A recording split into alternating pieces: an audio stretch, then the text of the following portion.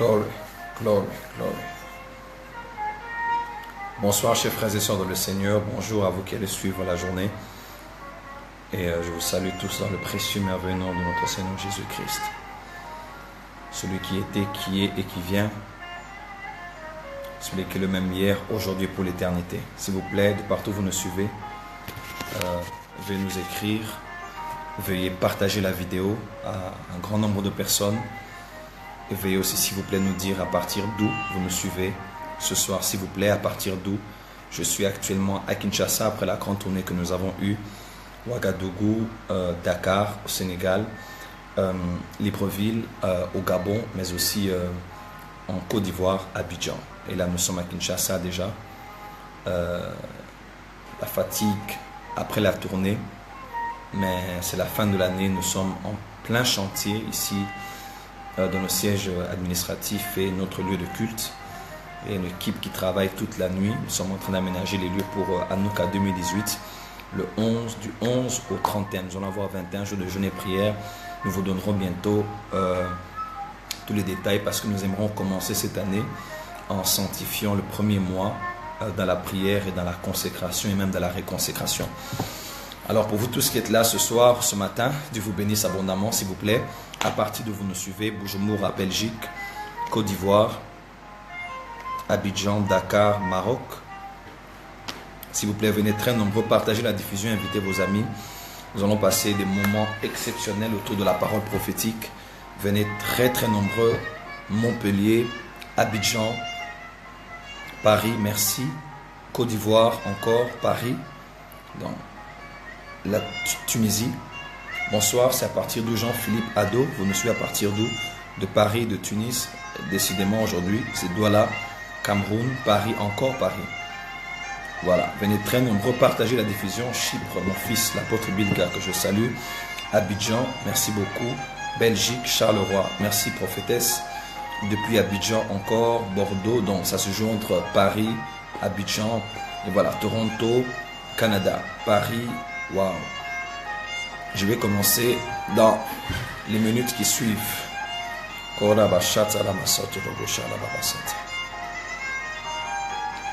Merci Saint-Esprit.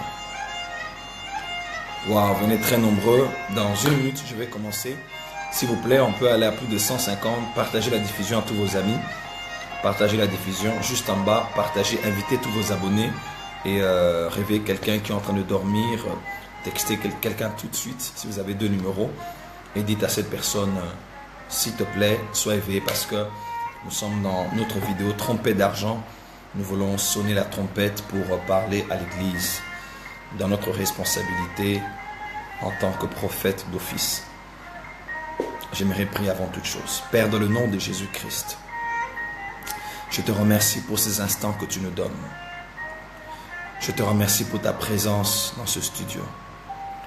Je te remercie pour l'onction prophétique et pour ta main sur moi. Je te remercie de me donner les paroles qu'il faut afin que je m'exprime de manière claire et détaillée concernant ces choses dans lesquelles nous nous retrouvons, mais dont nous ne tenons pas compte, car nous avons refusé d'être prophétiques. À l'église de Laodicée, tu as promis de pouvoir nettoyer les yeux, afin que l'aveugle voie. Utiliser le collyre pour nettoyer les yeux, Seigneur. Je prie que tu utilises cette huile sainte et que tu nettoies nos yeux, afin que nous puissions voir, afin que nous puissions comprendre, afin que nous puissions discerner les temps et l'époque, et les temps et les époques, les saisons, les dispensations, les circonstances. Ô Dieu de gloire, donne-nous l'esprit des fils d'Issachar, afin que notre vie et notre conduite, nos attitudes, nos réactions même soient en alignement avec la connaissance que nous avons eue des temps dans lesquels nous sommes, car les temps sont courts et Jésus-Christ est en train de revenir prendre son église. Bénis ces instants, fortifie mon corps et glorifie ton nom. À toi et toi seul je promets de rendre effectivement la gloire au nom de Jésus-Christ avec le Saint-Esprit. Je t'ai ainsi prié, Père. Amen. Amen, amen. Gloire au Seigneur. Merci de venir très nombreux. Partagez la diffusion à tous vos amis. Nous allons commencer dans les minutes qui suivent. Si vous êtes là, on peut commencer. Tapez Go. G-O, G-O, Go, Go, Go. J'aimerais voir tous les abonnés présents. Tapez juste Go, Go, Go. Et je vais commencer. G-O, Tapez juste go. Je vois tout le monde. Je vais voir tout le monde entrer dans le bain.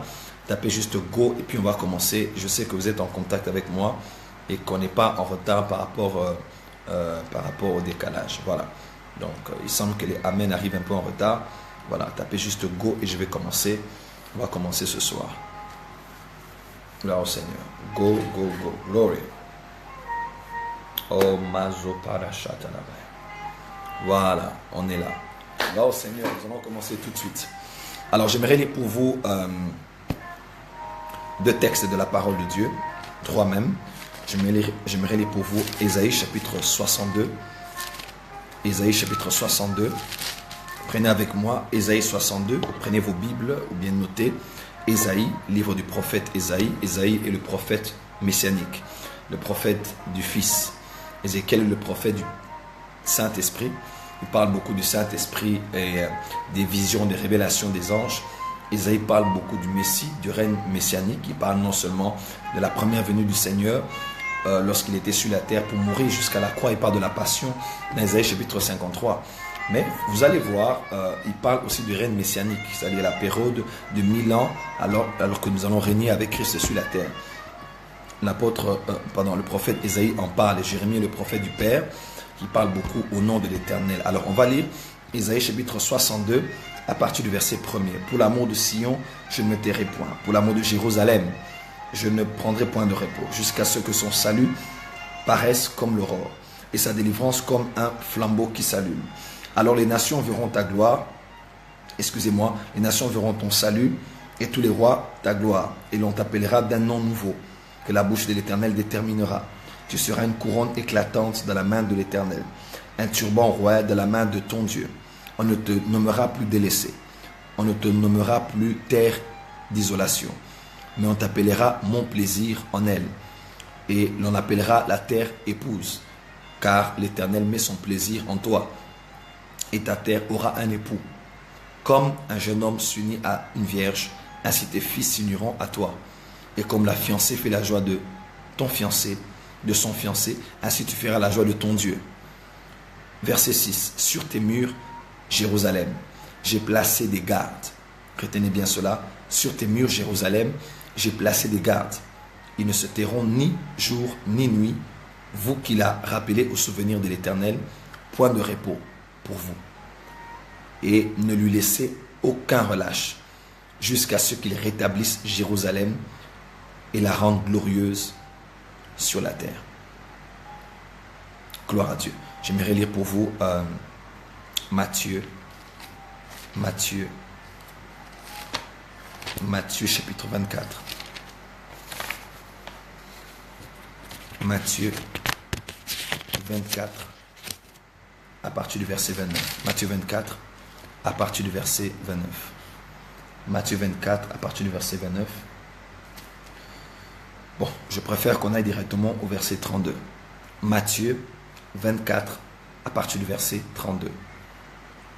Écrivez Matthieu 24 à partir du verset 32. Ce sont les paroles du Seigneur. Il dit: instruisez-vous par une comparaison tirée du figuier.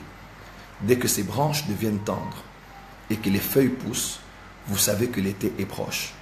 De même, quand vous verrez toutes ces choses, sachez que le Fils de l'homme est proche, à la porte. Je vous le dis en vérité, cette génération ne passera point, que tout cela n'arrive. Le ciel et la terre passeront, mais mes paroles ne passeront point. J'aimerais lire un dernier verset. Merci précieux Saint-Esprit. Soyez branchés, venez très très nombreux. Nous allons passer des temps intenses autour de la parole prophétique. Venez très très très nombreux. Nous allons passer des temps intenses autour de la révélation prophétique. J'aimerais lire Ésaïe. Ésaïe chapitre 19. Ésaïe chapitre 19. Ésaïe chapitre 19.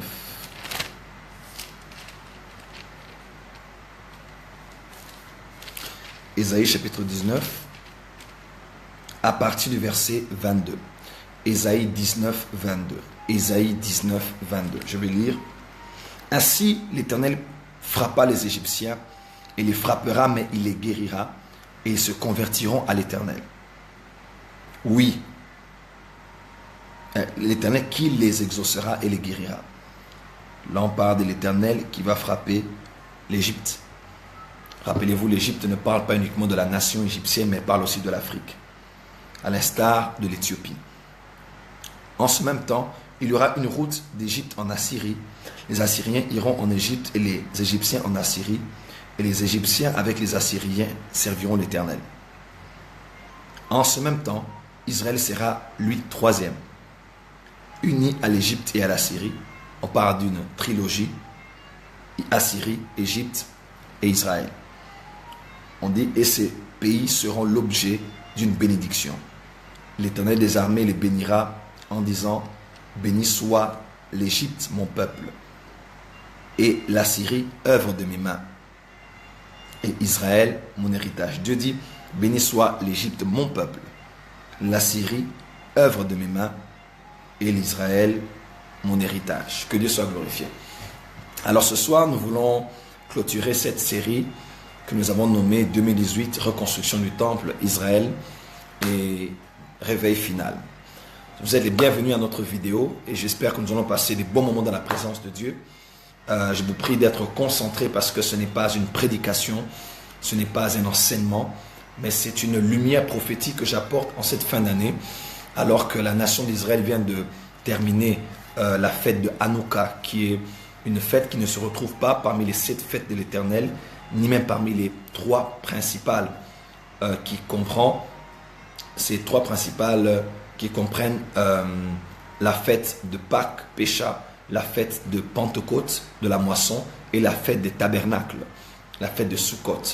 La fête de dédicace ou la fête de consécration Hanouka ne se retrouve pas parmi les 7 fêtes. Mais en utilisant le menorah, le chandelier avec 9 branches, Israël se souvient de ce temps où la famille des Maccabées a eu à libérer Israël de l'influence grecque qui a été déferlée sur Israël à l'époque de l'empereur Antichus d'Épiphanie, qui avait pris d'assaut Jérusalem, qui a souillé le sanctuaire, qui a tué un cochon dans le lieu saint, très saint, qui a totalement souillé le sanctuaire, qui a éteint les lampes de chandelier, le sacerdoce était annulé. La famille des Maccabées, c'est vrai que ce sont parmi les livres apocryphes, mais ils sont historiques, se sont levés et ils ont purifié le temple. Ils ont purifié le temple et ils ont rallumé le chandelier, le menorah, et ils ont reconsacré le temple à Dieu. Alors Israël se souvient de la victoire, de la lumière, de la reconsécration, de la dédicace à la veille de l'année qui va commencer. Les chrétiens fêtent la Noël pour certains, et pour Israël, c'est la fête d'Hanouka de dédicace. Jésus était allé dans le temple lors de la fête de dédicace, on le dit dans les livres de Jean. Donc, Jésus aussi a été dans le temple pendant la fête de dédicace. Et le contexte nous montre qu'il a aussi fêté la fête de Hanouka. Alors, Israël vient de finir cette fête, mais avant cela, il y a des grands événements qui se sont passés. Et j'aimerais que les chrétiens m'entendent très bien parce que il en va de ma responsabilité en tant que prophète de vous éclairer par rapport au temps et aux époques par lesquelles nous passons. La Bible parle de beaucoup de choses attraites au prophétique. Dans le langage prophétique, il y a beaucoup de choses qui regorgent la voix de Dieu. D'ailleurs, de prime abord, vous devez savoir que rien n'a été créé sans la parole et tout ce qui a été créé par la parole. C'est-à-dire, Colossiens chapitre 1, Jean chapitre 1, vous allez voir, tout ce qui a été créé par Christ, qui est le Verbe créateur, qui est la parole de Dieu. Et la parole d'une personne est une intention, est une pensée, est une idée, est une volonté. Elle est une volonté exprimée, la parole, le Verbe. Et si Dieu a créé toutes choses par la parole, l'univers et tout ce que l'univers contient par la parole, c'est-à-dire de manière substantielle, toute la création a pour matière première la parole. C'est-à-dire, en d'autres termes, toute la création a quelque part la parole de Dieu. En fait, la création est la parole de Dieu. Tout ce que Dieu a créé est la parole de Dieu. C'est-à-dire, lorsque vous regardez les astres, vous pouvez entendre la parole de Dieu. lorsque vous regardez la faune, la flore, vous regardez l'espèce animale, l'espèce végétale, lorsque vous regardez les mers, lorsque vous regardez le ciel, lorsque vous regardez l'être humain, vous voyez la parole de l'Éternel. Voilà pourquoi la Bible déclare, la nature ne vous enseigne-t-elle pas? Parce que même la nature a une parole de l'Éternel. Salomon a écrit sur tous ces sujets. Pourquoi? Parce qu'il savait tirer une parole de Dieu, une sagesse de Dieu, une pensée de Dieu dans tout ce que Dieu avait créé. Et d'ailleurs, lorsque vous lisez même dans les Écritures, vous allez voir que Salomon dit par exemple, il dit regardez la fourmi, parce que la fourmi a la parole de l'Éternel. Donc tout ce que Dieu a créé contient la parole de l'Éternel. Alors, quand vous lisez les Écritures, vous allez voir les couleurs signifient quelque chose, les chiffres signifient quelque chose, les arbres signifient quelque chose, les animaux signifient quelque chose. Qu'on parle du chien, qu'on parle du serpent, qu'on parle de l'agneau, qu'on parle du lion, tout ce que Dieu a créé par la parole a substantiellement la parole de Dieu, a une pensée de Dieu, a un enseignement, a une instruction. Alors des fois Dieu ne parle pas, mais nous contemplons sa gloire lorsque nous la réalisons dans son ouvrage. Voilà pourquoi on n'a pas toujours besoin de dire mes frères et sœurs. Non, lorsqu'on regarde ce que Dieu a créé, on a un enseignement. Voilà pourquoi la plupart des scientifiques qui sont allés loin dans l'astronomie, qui sont allés loin dans des études sur la biologie et ainsi de suite, ils ont fini par dire qu'il y a une intelligence derrière tout ce qui existe. Le Big Bang n'est qu'une supposition. La théorie de l'évolution, de l'évolutionnisme ne peut pas être vraie parce qu'il y a certainement une pensée derrière cela. Alors, dans la Bible, il y a des arbres qui parlent aussi de beaucoup de choses. Et parmi les arbres bibliques, nous avons le cèpe, nous avons la vigne, nous avons l'olivier, nous avons le palmier, nous avons le figuier, nous avons l'amandier, nous avons plusieurs arbres. Et les principaux sont l'olivier, le figuier et la vigne. On parle beaucoup de la vigne, on parle beaucoup du figuier et on parle beaucoup de l'olivier. Mais j'aimerais rester un peu au figuier. Le figuier signifie beaucoup de choses. Vous allez voir déjà dans Genèse, lorsque l'homme pêche, qu'est-ce que l'homme fait? L'homme trouve une voie de substitution. Il essaye, on me dit que ça bug beaucoup. Mon Dieu, j'espère que la connexion ne nous dérange pas trop ici. Est-ce que c'est bon chez vous? On peut continuer? Parce que beaucoup de gens disent que ça coupe, ça dérange. J'espère qu'on ne va pas être trop dérangé. Seigneur, que cette connexion ne nous dérange pas ce soir. Au nom de Jésus. Nous avons du travail à faire et des choses à dire. Nous prions que la connexion ne nous dérange pas du tout. Voilà. Si vous êtes là, dites avance prophète, comme ça je peux continuer. Je peux continuer, s'il vous plaît. Dites avec moi avance prophète, comme ça je sais que vous êtes là et que ça va. Ok, ça va, ça peut aller. Ça va, ça peut aller. Si ça peut aller, je vais continuer. Sinon, je préfère arrêter parce que je suis là pour vous. Et si ça dérange sérieusement, il vaudrait mieux arrêter. Si c'est bon, on peut continuer. Tout va bien. Juste 30 secondes de transition. Ça peut aller. Ça bug. Ok, ça va. Les autres disent que ça va. C'est certainement votre connexion alors. C'est bon. Ok, c'est bon, ça va.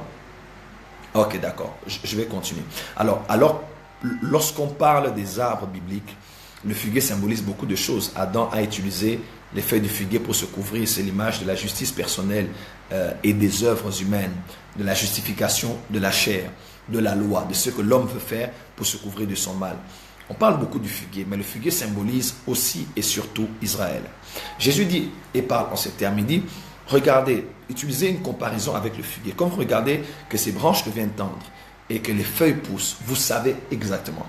En voyant un figuier et en constatant une mutation, les branches,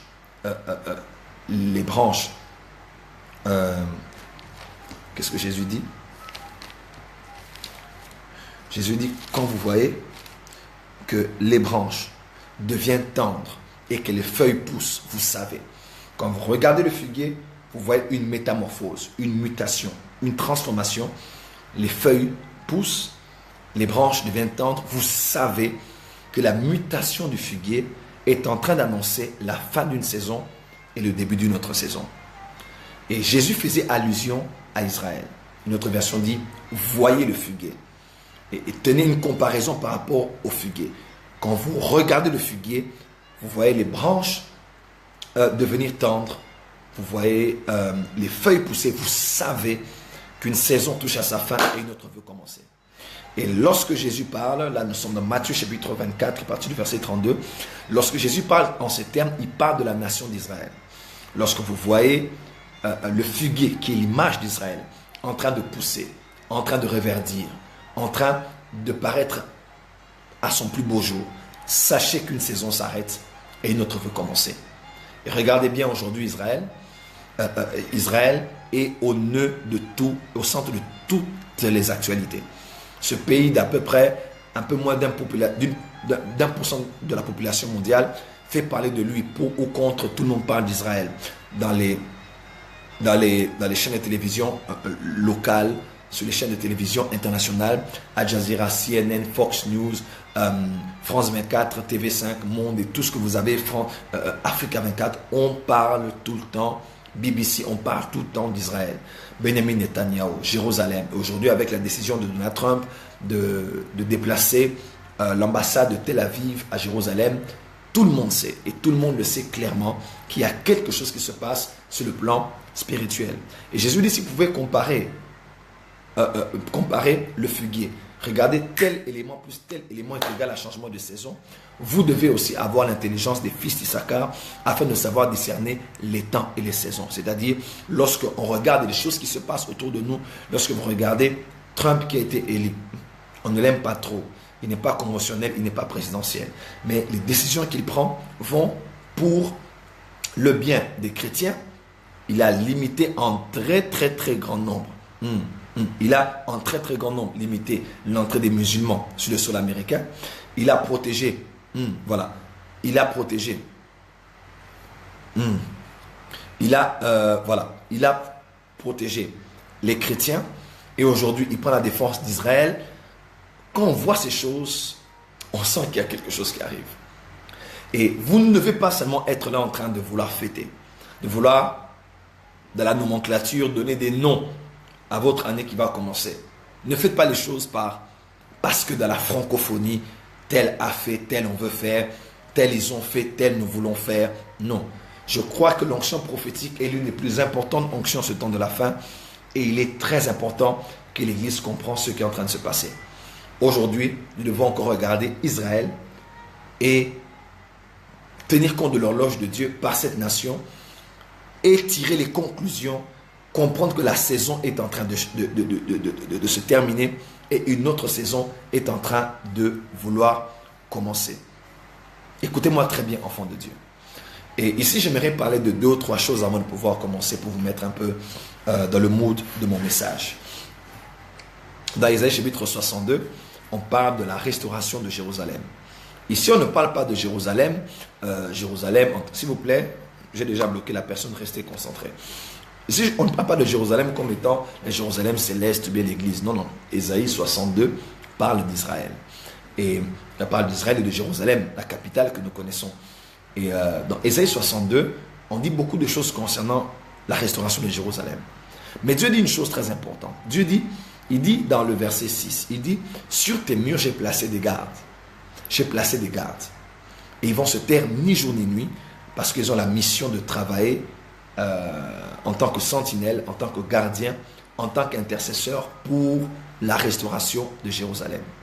Une chose est quand même assez intéressante, c'est que lorsqu'on parle des gardiens, lorsqu'on parle des gardes, il y a 2 mots en hébreu qui parlent de garde. Il y a le verbe, il y a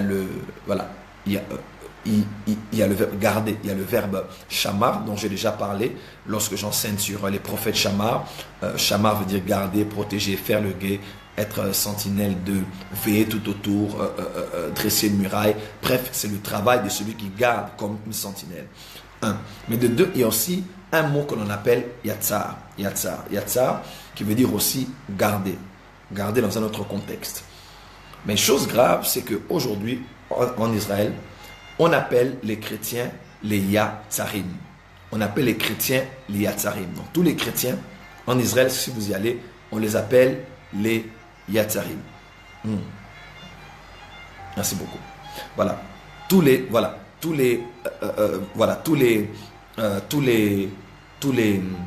chrétiens, on les appelle les Yatsarim. C'est-à-dire que on les appelle les Yatsarim. Yatsar, Yatsarim. Au fait, les chrétiens s'appellent les Yatsarim.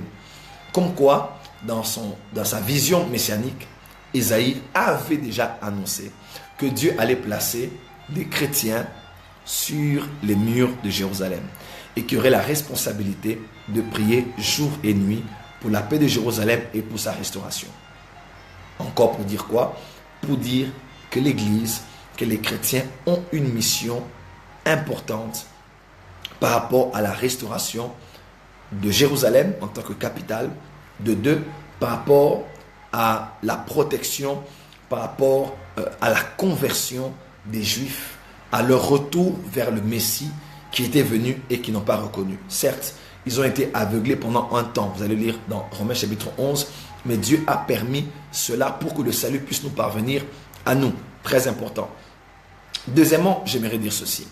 Donc, je vous ai déjà dit, numéro 1, que l'Église, les Yatsarim, les chrétiens, ont une responsabilité sur la tour de Jérusalem.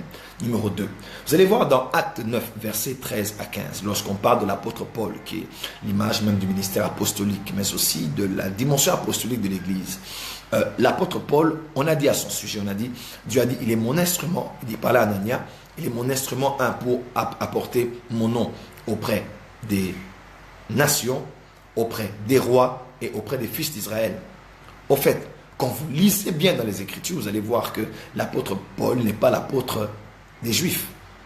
Et pourtant, Dieu avait dit à Anania qu'il était appelé pour apporter la parole aux Juifs. Et pourtant, il n'était pas appelé pour apporter la parole aux Juifs.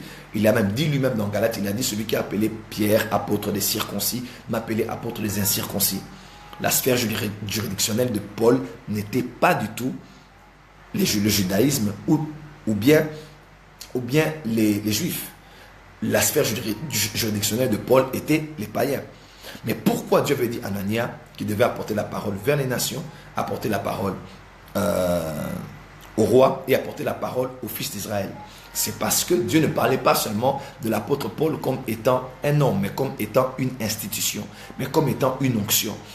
Dieu parlait à Anania de la responsabilité du ministère apostolique ou de la dimension apostolique de l'Église en ce temps de la fin. L'onction apostolique dans l'Église. 1 Corinthiens chapitre 12 verset 22, on dit Christ a établi premièrement dans l'Église les apôtres. Premièrement veut dire proton en grec, il veut dire premier en rang, en temps, en espace, en influence.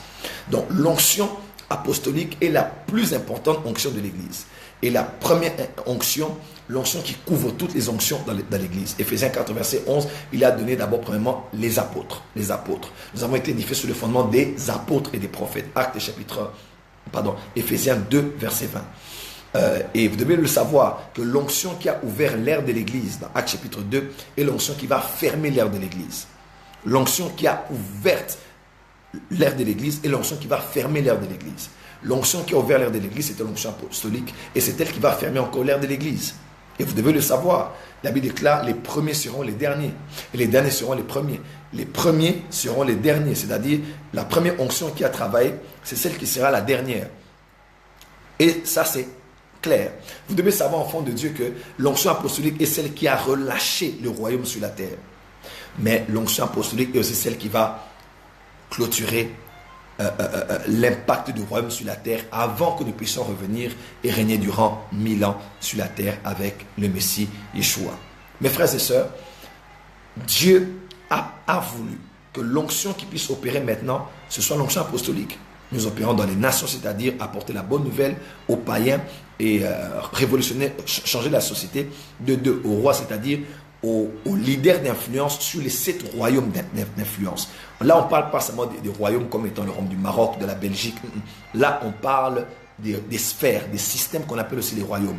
Des médias, économie, politique, famille, éducation, divertissement, religion. Dans les 5 sphères d'influence de la société qu'on appelle aussi des royaumes. Et chaque homme qui est à la tête homme ou femme à la tête d'un royaume, on l'appelle un roi ou on l'appelle une reine. Par exemple, les Kardashians sont les reines dans le domaine des arts et des divertissements. Elles ont révolutionné le monde avec leur télé-réalité. Aujourd'hui, dans le monde des médias, nous avons des hommes et des femmes. Nous avons Larry King, par exemple, qui était quelqu'un qui est très connu Oprah Winfrey, une femme très connue, vous voyez un peu. Donc, si je dois parler au niveau de la musique, par exemple, arrêt divertissement, on peut parler de beaucoup de musiciens, on peut parler de. Et là, j'aimerais faire un bémol sur quelque chose que Dieu m'a dit. Au début de cette année, j'étais en Inde. Je suis en Inde, je me retrouve à Bangalore, après avoir été à Chennai et avoir été à Kerala, au sud de l'Inde. Je reviens à Bangalore, je vais à New Delhi, je reviens à Bangalore. Je suis à Bangalore et je dors. Je fais une vision prophétique. Je me retrouve comme dans une salle mythique à Paris, une très grande salle. En majeure partie, j'ai vu des jeunes, j'ai vu beaucoup de jeunes. Et mon esprit était comme emmené dans un concert où j'ai vu tout le monde avec les téléphones dans le noir en train d'attendre la star qui devait entrer et venir sur la scène et commencer à prester. Mes frères et sœurs, j'arrive, je regarde et on a vu la star sortir.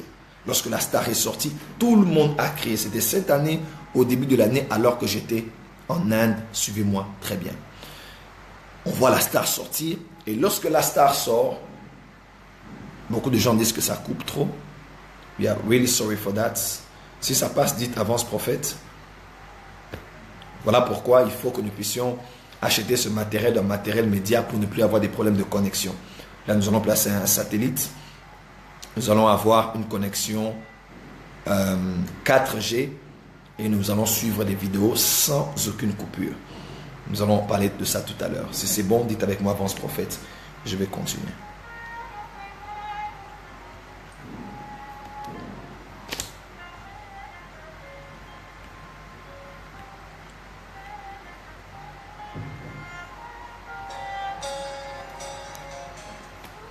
Est-ce que je peux continuer? Mon Dieu, ça coupe le flow, hein? Ça coupe le flow. Ok, on peut continuer? Est-ce que quelqu'un peut me rappeler ce que je disais? Comme ça, je sais que nous sommes ensemble. Quelqu'un peut me rappeler ce que je disais? Ça passe très bien. Dites-moi encore ce que je disais tout à l'heure.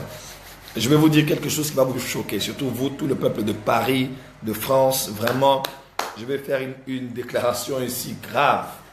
En fonction de ce que j'ai vu. J'ai vu ça au début de l'année. Je l'ai annoncé ici sur les prophètes thaumaturges. J'ai parlé à quelques personnes qui m'ont suivi. Même ici à Kinshasa, à notre église, j'en ai parlé.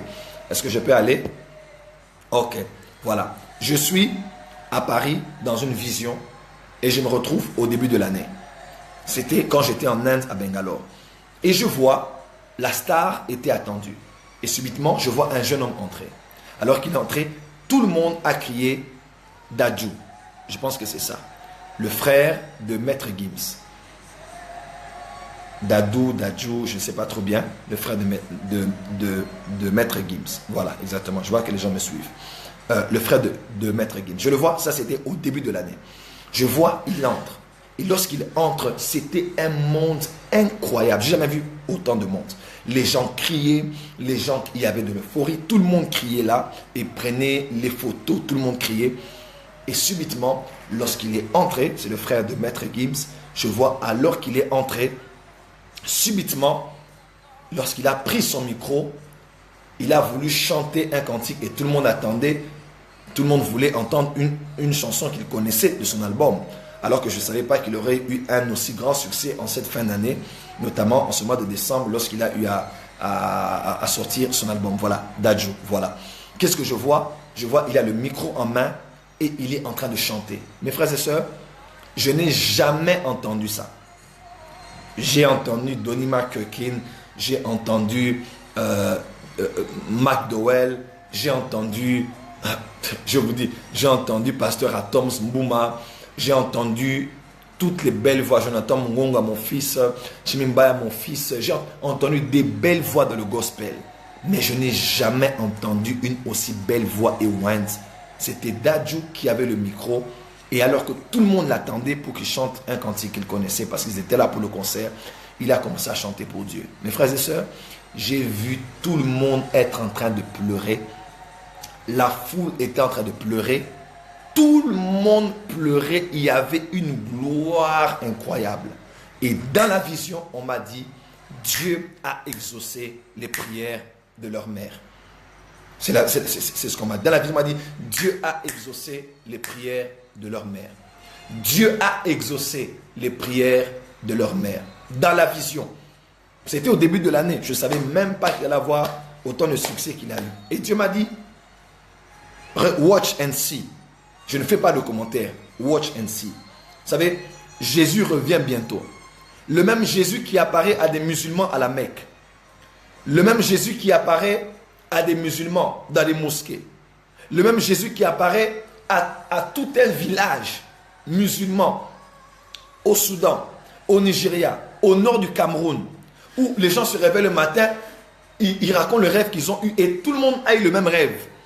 Qu'est-ce qu'ils ont vu? Jésus les apparaît. Tout le village converti par une apparition d'un ange, par une apparition de Jésus, mes frères et sœurs, est capable d'apparaître à Eminem, est capable d'apparaître à Jay-Z, est capable d'apparaître à tous ces stars que vous connaissez. Il est capable de les sauver comme il nous a sauvés. Parce que l'onction apostolique ne touche pas seulement les nations, mais touche aussi les rois. Les rois, ce sont les leaders d'influence sur les sphères, sur les royaumes, sur les 7 sphères d'influence de la société. Retenez bien ce que j'ai dit, je ne fais pas de commentaires. Dieu l'aime, Dieu les aime, et nous ne sommes pas appelés à les haïr, à les insulter, à les traiter de tous les mots. Notre responsabilité est de prier pour leur salut et de croire comme Jésus nous a sauvés, il peut aussi les sauver. Tragique de voir que nous disons à ces hommes que Dieu vous aime, mais notre attitude prouve que nous les haïssons et que Dieu ne les aime pas et que Dieu les a déjà bannis et qu'ils iront en enfer. C'est très compliqué l'évangile que nous prêchons aujourd'hui. Bref, je ne vais pas rester là. Troisièmement, l'apôtre Paul a été envoyé vers les fils d'Israël. Et pourtant, il n'a pas été envoyé vers les Juifs. Alors pourquoi est-ce que dans Acte 9, on dit qu'il a été envoyé vers la nation d'Israël, les fils d'Israël? C'est parce que Dieu parle là de l'apostolique. L'onction apostolique, l'église du temps de la fin, est l'église qui a la responsabilité de tenir Israël par la main, a la responsabilité d'être main dans la main avec Israël. Voilà pourquoi dites tout de Donald Trump, mais il n'y a aucun président au monde qui a fait ce que Donald Trump est en train de faire par rapport à Israël. Pourquoi? Parce que Dieu cherche encore des Naomi aujourd'hui. Des Naomi avec des Ruth. Et Naomi était juive, mais Ruth était moabite. Certains même disent par rapport à l'histoire que les moabites étaient noirs. Et Ruth, la moabite, a dit, nous ne sommes pas aimés de Dieu. Nous ne sommes pas choisis par Dieu. Mais seulement, vous devez savoir que, mais seulement sache que ton Dieu sera mon Dieu, ton peuple sera mon peuple. Là où tu mourras, je mourrai. Là où on va t'enterrer, on va aussi m'enterrer. Et la païenne a pris une juive. Elle a tenu la juive. Elle a été avec elle pendant ces moments de souffrance et de deuil parce que sur le plan nuptial, il y avait une coupure.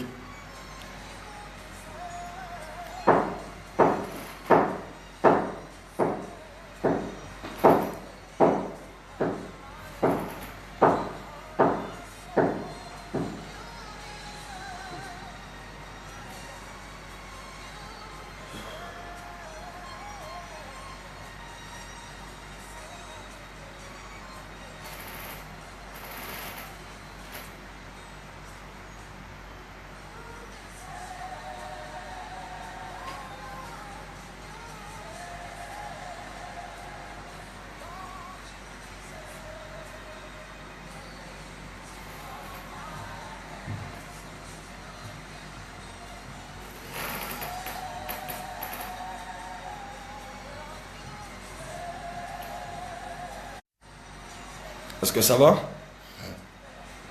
Oh Seigneur. On peut avancer.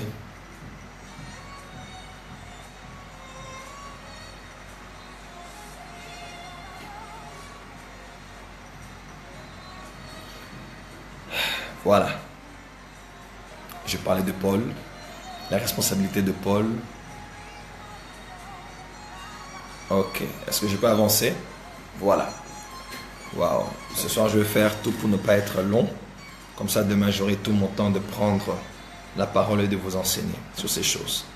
Voilà. Je disais, Ruth qui n'était pas juive, a été connecté avec le Dieu de Naomi qui était juive. Et une fois dans Ruth chapitre 2, vous allez voir Boaz parlait à Ruth et dira à Ruth, parce que j'ai appris ce que tu as fait de bien ce que tu as accompli de merveilleux dans la vie de ta belle-mère qui est juive. Et il a béni cette femme. Oui, il a béni cette femme. C'est exactement l'image de ce qui se passe. Et d'ailleurs, Ruth était la première à voir Boaz. Elle a vu Boaz avant que Naomi ne puisse voir Boaz. Enfant de Dieu, l'église du temps de la fin est appelée à être en contact avec Naomi, qui est la nation d'Israël, à se connecter avec la nation d'Israël, à faire un avec la nation d'Israël. Écoutez-moi, et Ruth est celle qui a vu Boaz en premier, celui qui avait le droit de rachat, le Rédempteur. Donc, l'église verra Jésus avant qu'Israël ne voie Jésus. C'est-à-dire, nous verrons Jésus avant que les Juifs ne voient Jésus. Pourquoi? Parce que les deux plus grands événements qui arrivent dans le calendrier eschatologique, c'est l'enlèvement. C'est-à-dire que lors de l'enlèvement, il viendra pour nous. Nous allons le voir et nous serons épouses de Christ dans les cieux. Durant 7 ans, nous aurons le temps du tribunal de Christ lorsque nous serons récompensés. De 2, il y aura aussi de l'autre côté les noces de l'agneau. Mais après ça, nous allons revenir et ils vont voir de leurs yeux la personne qu'ils avaient percée. Et ils vont pleurer et Jésus va se réconcilier avec ses frères. Mes frères et sœurs, et la Bible déclare que Boaz a béni Ruth parce qu'elle avait pris soin de Naomi. Il existe une bénédiction que Jésus donnera aux chrétiens, à ceux qui vont prendre soin des Juifs, à ceux qui vont prendre soin d'Israël. Est-ce que je dis qu'Israël est un peuple parfait? Non. Tel Aviv est la capitale mondiale de l'homosexualité. Israël est la terre sainte aujourd'hui des orthodoxes, des musulmans, des chrétiens, des catholiques, des ceux de la Kabbale qui font la sorcellerie juive, des francs-maçons, de toutes les sueurs du monde. Toutes ces sueurs se retrouvent là, Tel Aviv, Jérusalem et en Israël. Pourquoi? Parce que c'est le but du diable. Mes frères et sœurs, mais ceux qui vont aimer les Juifs, ceux qui vont prier pour Jérusalem, ceux qui vont prier pour la paix de Jérusalem, ceux qui vont être comme les Yatzarim, qui vont être là sur les murs afin de prier jour et nuit, de prendre Israël par la main comme Donald Trump est en train de faire avec son administration composée de chrétiens. Dites tout ce que vous voulez dire. Cet homme est ouin. Il n'est pas allé là-bas pour être président, il est là-bas pour faire avancer les desseins de Dieu. Donald Trump n'est pas un président. Donald Trump est un ouin envoie. Il n'est même pas conscient de ce qui le pousse à faire ce qu'il fait. Mais il est en train de participer à une bonne partie de l'accomplissement des événements eschatologiques qui devaient avoir lieu. Jésus dit par exemple dans Matthieu chapitre 25, il dit, vous allez dire, mais quand est-ce que nous t'avons vu affamé, nu, en prison, étranger, malade? Vous voyez un peu? C'est-à-dire que j'étais malade, vous n'étiez pas venu me rendre visite. Jésus dit, lorsque vous aurez fait ces choses à l'un de mes frères, c'est moi que vous l'aurez fait. Ce verset ne veut pas seulement dire, bon, chrétiens, allez dans les hôpitaux, dans les prisons à la fin de l'année. Non, non, non. Ce verset parle aussi des Juifs. Tous ceux qui vont faire du bien à ses frères. Les frères de Jésus ne sont pas seulement que les chrétiens. Les frères de Jésus, ce sont aussi les Juifs. Les frères de Jésus sont aussi les Juifs. Pourquoi? Je me rappelle encore des paroles d'Eric Prince, qui a écrit sur la plupart des grands sujets doctrinaux que nous avons aujourd'hui. Ces livres sont vendus partout. C'est un homme de Dieu formidable qui avait, je crois, divorcé 3 fois. Il a eu beaucoup de problèmes très difficiles, mais il a dit des choses. Il a fini sa vie en Israël. Et Derek Prince a dit quelque chose que j'ai beaucoup aimé. Derek Prince a dit une fois, il priait le matin, il s'est réveillé. Et qu'est-ce qu'il voit? Et qu'est-ce qu'il voit? Il voit au ciel, il y avait une grande joie. Et il pose la question à Dieu, il dit, mais Seigneur, pourquoi je sens la joie au ciel? Et Dieu lui dit, c'est parce que Jésus est dans la joie, parce qu'il va bientôt retrouver ses frères. Pourquoi? Parce que ce sera l'accomplissement de la prophétie de Joseph. Joseph était prophète par les actes prophétiques qu'il posait, qui préfiguraient Christ. Joseph s'est réconcilié avec ses frères. Comment? Il s'était voilé devant eux. Mais lorsqu'il s'est dévoilé, tous ses frères l'ont vu et ils ont reconnu que c'était lui. Il y a une grande réconciliation, il y a eu des pleurs. Pourquoi? Parce que celui qu'ils avaient vendu, celui qu'ils avaient détruit, D'ailleurs, c'est Judas, frère de Joseph, qui avait pris la décision qu'on le vende à des non-juifs. Autant que c'est Judas, parmi les 12, qui a pris la décision qu'on le vende à des non-juifs des Romains. Come on, come on, come on, come on. Et Jésus-Christ, comme Joseph, Joseph est allé dans les profondeurs de la prison. Il est sorti pour s'asseoir à la droite de Pharaon. De la même manière que Jésus, elle est dans les profondeurs de la terre. Lorsqu'il est sorti, c'était pour s'asseoir à la droite de Dieu le Père. Joseph, lorsqu'il était en prison, il avait 2 hommes. Un homme est sorti pour régner, un homme était sorti pour être pendu et mourir. Et pour mourir. De la même manière que Jésus aussi à la croix avait 2 hommes. Il avait, oh my God, il avait un homme qui est sorti pour être... Voilà. Il est sorti pour aller régner et l'autre est sorti pour aller mourir. Exactement. Les mêmes choses qui s'étaient passées dans la vie de Joseph se sont aussi passées dans la vie de Jésus. Mes frères et sœurs, il s'est réconcilié avec ses frères et c'est exactement ce qui va arriver. Et bientôt, Jésus était juif. Jésus n'était pas comme on l'est, il était juif. Donc vous devez déjà savoir que dans la Bible, tout ce qu'on dit dans la Bible ne concerne même pas les chrétiens.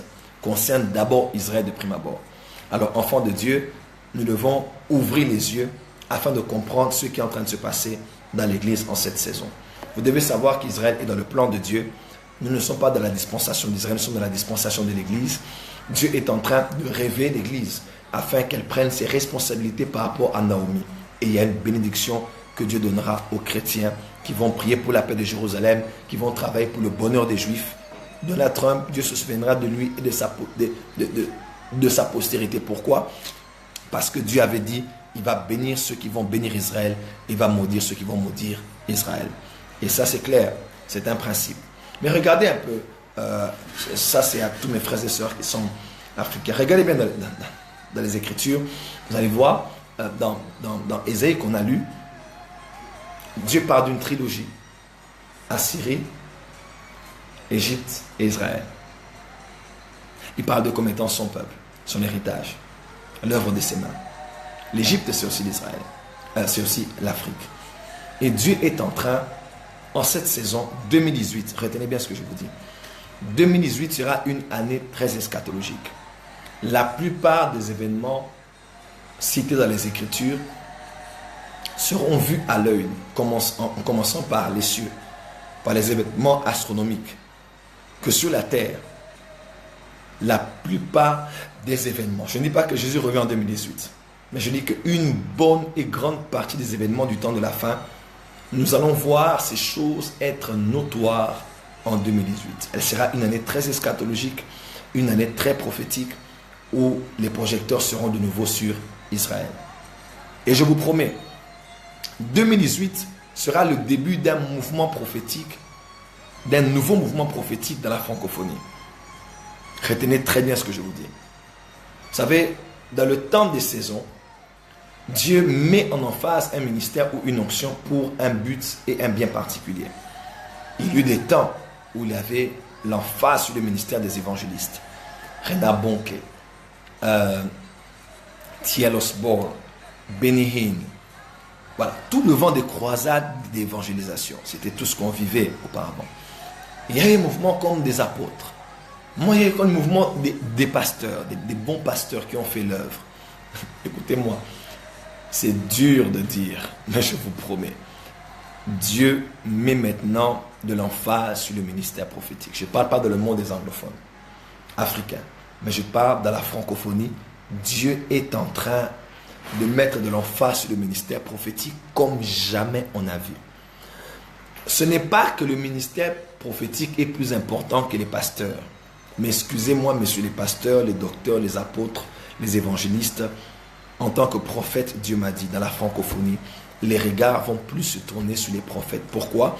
Parce que l'onction prophétique est requise dans des temps comme ceci, à cause des choses que Dieu veut faire dans le corps du Christ et que Dieu veut faire dans les nations. Dieu a besoin de l'onction prophétique. Il y a un mouvement prophétique fort qui va souffler dans la francophonie. Écoutez-moi encore. Donc vous allez voir des prophètes être sur les grandes plateformes des conférences. Vous allez voir des prophètes être beaucoup plus visibles même que des pasteurs. Vous allez voir des prophètes être beaucoup plus suivis que des pasteurs qui ont des bonnes églises, grandes églises et bien administrées. C'est ce qui va arriver. Parce que Dieu veut augmenter le volume de la voix des prophètes pour faire entendre sa pensée. Parce que dans des temps comme ceux-ci, il faut que l'onction prophétique travaille pour frayer le chemin et pour ouvrir une brèche sur le monde spirituel et non l'onction pastorale. Et ceux qui vont opérer dans les autres ministères, qui vont comprendre et qui vont se connecter à l'onction prophétique, pasteur, docteur, évangéliste, apôtre, ils vont vivre une grande percée. Voilà pourquoi n'attaquez pas les prophètes en cette saison. Connectez-vous aux prophètes parce que Dieu va mettre de l'emphase. Vous allez voir les prophètes voyants monter en flèche dans la francophonie. Ça va être une tempête qu'on ne saura plus contrôler. Je le disais à mon frère le prophète Jogras, Dieu va libérer l'onction prophétique dans la francophonie. Vous allez voir l'onction pour la prophétie personnelle, la voyance dans le prophétique. Venir attirer, captiver l'attention de tout ce qu'on va voir dans les retraites, les conventions, les conférences, parce que Dieu le veut ainsi. Autre chose, Dieu va changer les pôles d'influence, c'est-à-dire Dieu va déplacer l'influence de certains leaders, il va déplacer l'autorité, l'influence, il va les emmener sur d'autres leaders.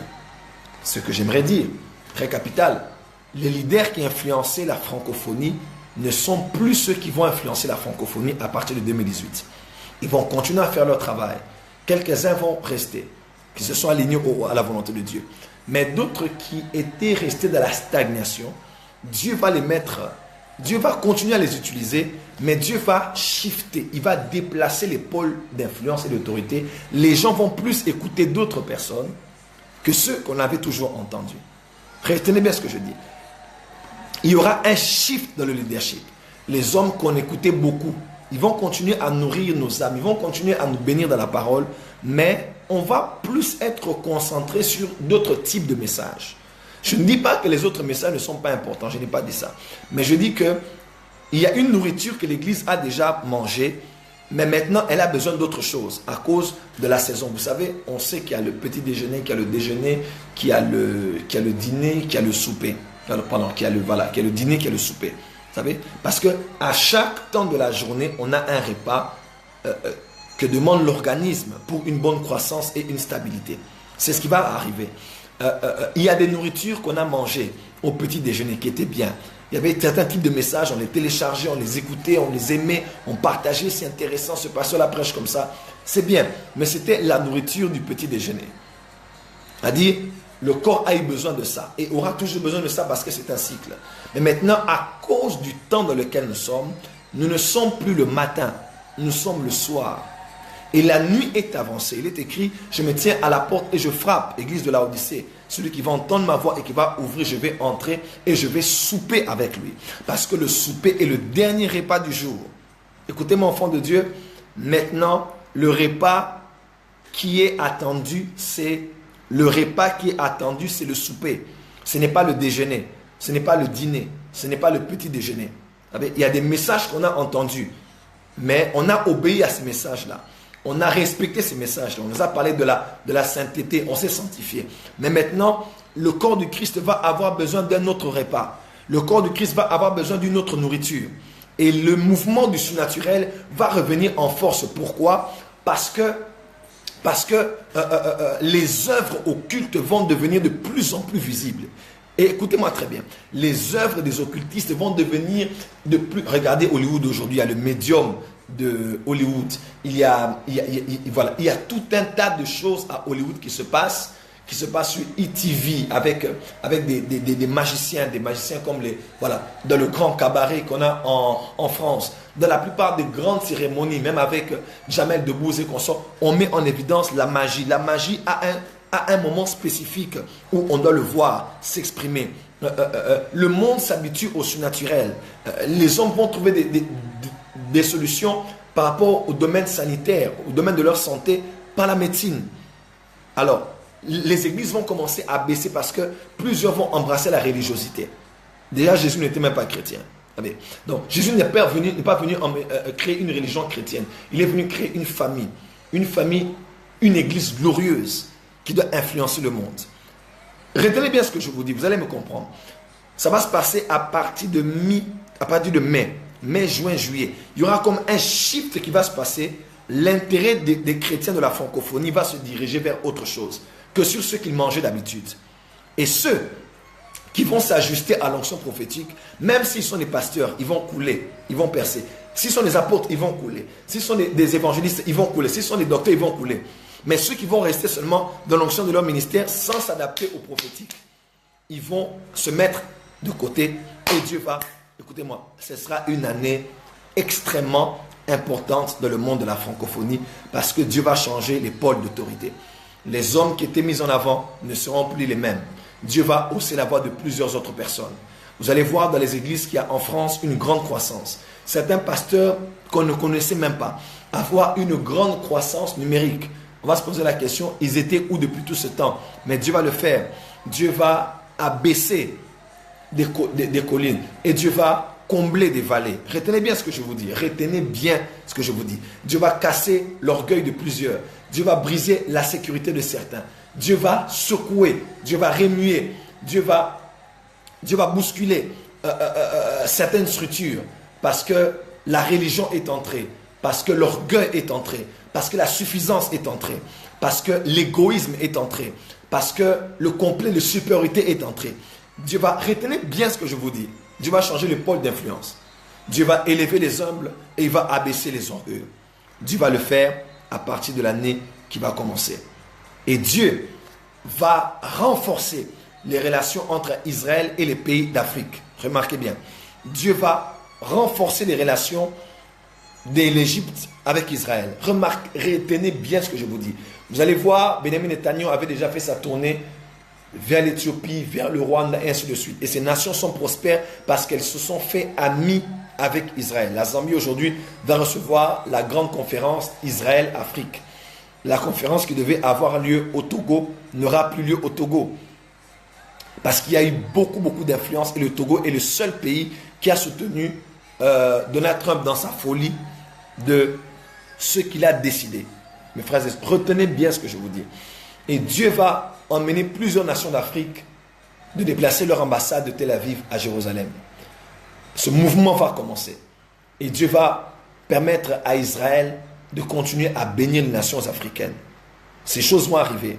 Et ma prière est que mon pays, la RDC, ne soit pas en arrière, que mon pays, la RDC, ne rate pas la vague et ne rate pas ce que Dieu est en train de faire en Afrique en cette saison, parce que l'Égypte est aussi le peuple de Dieu. Écoutez-moi très bien.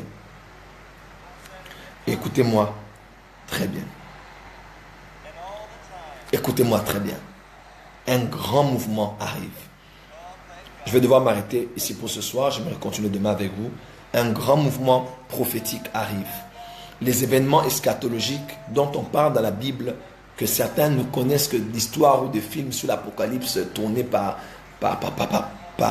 Hollywood et ainsi de suite. L'attention du monde va être tirée sur le retour de Jésus comme jamais. Voilà pourquoi nous, dans notre ministère, moi dans ma vision, je bénis Dieu parce que j'ai rencontré Papa Karambiré ainsi que son épouse qui m'ont beaucoup influencé, surtout maman qui avait prêché dimanche et parlait sur l'évangélisation. J'ai fait alliance avec Dieu et Dieu m'a mis à cœur à partir de l'année prochaine que nous puissions mettre de l'emphase sur l'enseignement eschatologique et prophétique, que nous puissions mettre de l'emphase sur la préparation de l'armée du temps de la fin qui doit gagner les âmes et influencer le monde. Dieu nous a dit de mettre de l'emphase sur les messages de la sanctification et de la préparation de l'épouse. Dieu nous a dit de mettre de l'emphase sur les messages d'évangélisation en boostant le mouvement missionnaire, mais aussi en allant à l'assaut des âmes pour les gagner à Christ. Alors, dans la vision que Dieu nous a donnée, Dieu m'a donné feu vert. Il m'a dit, il va pouvoir aux besoins et il va nous aider à accomplir cette vision et aller dans le sens du fardeau qu'il nous a donné. Voilà pourquoi, mes frères et sœurs, je viens devant vous durant 5 minutes, simplement 5 minutes, et je veux clôturer ici. Je suis fatigué, je viens d'une longue tournée et je continue encore à prêcher tous les jours. Je vais essayer d'économiser les énergies pour demain. J'enseigne, je serai encore en live avec vous.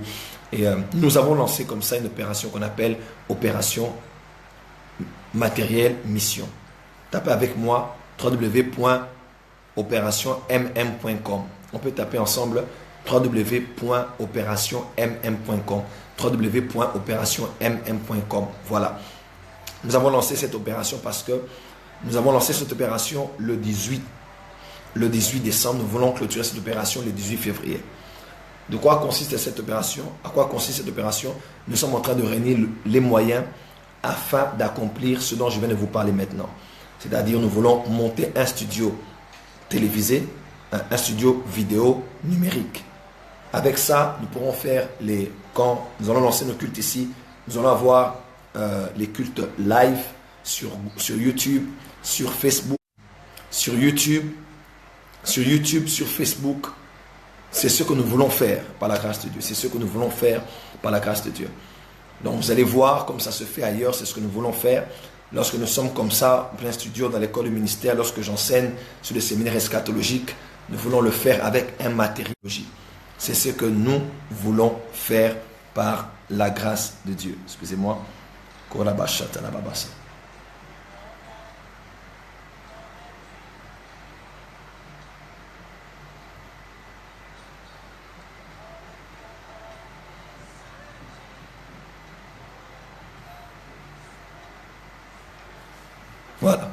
Voilà. Donc, deuxièmement, nous voulons monter un studio radio numérique. Studio radio numérique, nous aurons, déjà pour le nom, nous aurons Power FM. La puissance dans les ondes. Power FM. Donc, nous aurons cela comme ça on air. Les gens à Kinshasa, dans les environs, vont écouter ça. Mais la radio sera aussi sur Internet. Là, vous aurez, écoutez, nous avons trop d'audio, des enseignements, des séminaires. Nous allons mettre ça dans la radio, nous allons aussi mettre ça en ligne sur Internet. Et troisièmement, nous allons acheter un gros matériel pour les campagnes d'évangélisation. Et ce projet nous demande $500,000. $500,000. Tous les détails se trouvent dans votre site www.opérationmm.com. S'il vous plaît, tenez-moi la main. Mon ministère vous a béni durant toutes ces années. 7 ans déjà, 8 ans, 9 ans, 10 ans. Vous m'avez suivi sur les réseaux sociaux. Vous m'avez suivi sur Facebook, sur Twitter. Des gens sont venus à Kinshasa, là où nous sommes allés, ils ont été bénis. Maintenant, Dieu nous a donné une nouvelle saison. Il nous a donné une nouvelle dispensation. Alors pour cela, nous voulons avoir le matériel qu'il faut. Et je sais de quoi je suis capable avec mon Dieu. Je sais de quoi est capable mon zèle. Le zèle que Dieu a mis en moi pour son royaume, pour son église. Dieu nous a donné la parole, il nous a donné les enseignements, il nous a donné les révélations. Et nous avons juste besoin maintenant du matériel immédiat afin de permettre non seulement à ma voix, mais à la voix de toutes les voix prophétiques et apostoliques de s'élever dans les structures que nous voulons lancer. Parce qu'à la fin, nous voulons lancer Power TV, la chaîne de télévision, Power FM, la station radio qui sera déjà lancée. Mais la production de tout ce qui se fait se fera par Power TV. Donc c'est parce que Dieu m'avait dit, je t'ai suscité à dessein pour montrer en toi ma puissance, afin que mon nom soit répandu sur toute la terre. Donc mon fardeau, c'est d'emmener Jésus, mais par la voie de la puissance. Mes frères et sœurs, nous passons à autre chose. S'il vous plaît, nous avons besoin de vos moyens. $500,000, ce n'est pas beaucoup, ce n'est pas peu aussi. $500,000, c'est 1000 personnes qui donnent $500. Donc 1000 personnes, j'ai plus de 250 000 abonnés ici. 1000 personnes donnent 500. Donc 1000 d'entre vous qui m'avez suivi, vous dites, prophète, ton ministère nous bénit. Là où nous sommes, nous devons donner. 1000 personnes, tu donnes $500. 2000 personnes qui donnent $250. 5000 personnes qui donnent $100. Seulement 100 personnes, 5000 personnes. Vous dites seulement, prophète, moi je donne seulement 100 euros. 1, 2, 3, 4, 5, 100, 200, 1000, 5000, c'est déjà 500 000. Donc votre somme est attendue. 1000 euros, 2000 euros, 5000 euros, 10 000 euros, 100 000 euros, 200 000 euros. Il y a des gens qui veulent acheter des maisons. Tu as mis de l'argent de côté. Tu dis, prophète, le message que tu prêches, c'est ce genre de message dont on a besoin. Nous voulons que tu fasses les choses avec un nouveau standard, avec le matériel qu'il faut pour que les lives soient bien présentés, pour que nous soyons bénis, que nous soyons édifiés. Et il y a des choses dont je ne parle pas parce que je me réserve pour 2018. Donnez-moi l'opportunité de faire cela avec vous. Allez maintenant, tout de suite, sur le site www.opérationmm.com. Il y a même un compteur. Allez en bas, là on écrit faire un don. Cliquez et entrez, vous allez voir le montant qui est déjà là. S'il vous plaît, Mastercard, carte Visa, PayPal, maintenant, alors que je parle, s'il vous plaît, utilisez votre carte et envoyez votre contribution. 100 euros, 50 euros, 200 euros, 300 euros. Prophète, c'est la fin de l'année, c'est les fêtes, c'est l'économie, c'est les vacances. Waouh, waouh, waouh, waouh. N'investissez pas là où la teigne et la rouille peuvent passer. N'investissez pas dans ces choses qui peuvent être abîmées et vous dépensez à manger, vous voyagez, puis vous revenez avec les mêmes réalités. Investissez dans ce qui va porter pour l'éternité. Nous voulons gagner les âmes, préparer le corps de Christ à la venue du Seigneur, équiper l'Église à son impact sur la terre, prêcher le retour de Christ, prêcher la sanctification, emmener la voie prophétique à un autre niveau par rapport à un nouveau niveau de message. Faites-le maintenant. Moi, j'ai donné, faites-le don, mes frères. Voilà, merci beaucoup. Donc, de partout où vous êtes maintenant, faites ça avec nous. Partout où vous êtes, faites ça maintenant, maintenant, maintenant, maintenant, maintenant, maintenant. Maintenant, maintenant, maintenant, maintenant. Faites-le avec nous, prophète. Je n'ai pas de carte. Je vais envoyer par Western Union, MoneyGram. Faites-le maintenant. Vous êtes à Kinshasa. J'ai même un PESA. Faites-le maintenant. Allez juste là, on écrit sur la vision. Cliquez sur une autre page là. Vous allez voir, on a mis toutes les références pour Western Union. Voir comment envoyer. Vous pouvez le faire aussi maintenant. S'il vous plaît, faites-le maintenant. Nous voulons voir. Voilà, je vais ouvrir la page. Opération MM. Voilà. S'il vous plaît, ouvrez. Voilà. Nous voulons le faire ensemble.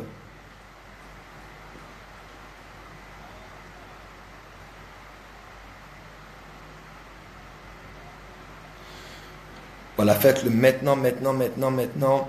Ne réfléchis pas trop. Prophète, les vacances, je dois aller à Dubaï. Prophète, je dois aller en Suisse. Prophète, je dois aller au Liban.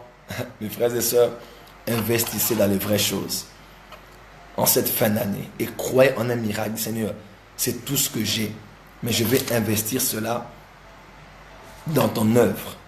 Je vais investir cela pour la moisson des âmes. Et je crois, avant le premier, tu peux me donner une percée financière. Faites cela tout de suite. Maintenant. Allez-y avec votre carte, PayPal. Faites quelque chose maintenant. Le montant est aux environs de 1400, 1500 euros. Envoyez votre 1000 euros, 5000 euros, 10 000 euros, 20 000 euros, 50 000 euros, 100 000 euros. On peut le faire ensemble. Ne minimisez pas ce que vous avez entre les mains. Tout est possible. Virement bancaire, oui. Regardez, vous allez voir tous les détails. Tous les détails sont là. Tous les détails sont là. Vous pouvez envoyer et cela nous arrive directement. Je compte sur vous, frères et sœurs. J'aimerais clôturer ici. Merci beaucoup d'avoir été là. Et s'il vous plaît, exprimez votre générosité, votre foi maintenant. Je sais que vous avez des besoins, mais c'est maintenant que Dieu attend votre générosité.